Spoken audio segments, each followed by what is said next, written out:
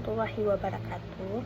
Saya Vita Bianca dengan NPM 23101030 132. Dalam video ini, saya akan membahas makalah saya yang berjudul Analisis Kebakaran Hutan dan Lahan di Kalimantan dan Sumatera dalam Perspektif Liberalisme. Kebakaran hutan dan lahan atau KATULA merupakan salah satu masalah lingkungan paling serius di Indonesia. Setiap tahunnya, terutama di Kalimantan dan Sumatera, ribuan hektar hutan terbakar.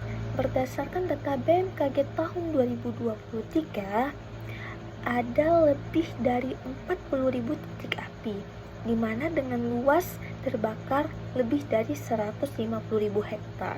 Dampaknya bukan hanya masalah lingkungan, tetapi juga masalah kesehatan masyarakat, menurunkan ekonomi, dan merusak hubungan diplomatik antar negara. Faktor utama penyebab KATULA adalah untuk pembukaan lahan perkebunan kelapa sawit dan hutan tanaman industri. Banyak perusahaan yang memilih membakar hutan karena lebih cepat dan murah. Sayangnya, lemahnya pengawasan dan hukum membuat kebakaran terus terjadi. Akibatnya, kabut asap menebal, kemudian mengganggu aktivitas, dan asapnya itu menyebar sampai ke Malaysia bahkan ke Singapura. Kalau dilihat dari teori ekologi politik, kebakaran hutan bukan hanya semata bencana alam, tetapi akibat dari sistem ekonomi politik yang timpang, di mana aktor besar diuntungkan dan masyarakat kecil dirugikan. Sementara itu, dalam perspektif liberalisme, KATULA dianggap sebagai masalah global yang membutuh kerjasama internasional. Negara-negara ASEAN melalui AATHP sepakat untuk menanggulangi kabut asap lintas barat, meskipun pelaksanaannya masih belum maksimal.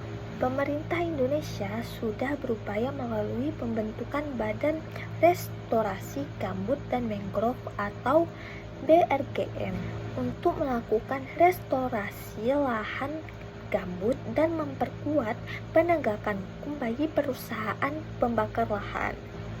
Namun, upaya ini perlu diperkuat dengan transparansi, partisipasi masyarakat, dan koordinasi lintas lembaga. Kebakaran hutan dan lahan atau KATULA merupakan masalah kompleks yang multidimensi. Solusinya tidak bisa hanya dari pemerintah, tapi memerlukan kerjasama semua pihak, baik masyarakat, sektor swasta, maupun komunitas internasional. Dengan penegakan hukum yang tegas, edukasi lingkungan, dan kesadaran kolektif, kita bisa menjaga hutan Indonesia sebagai paru-paru dunia. Terima kasih teman-teman sudah menonton.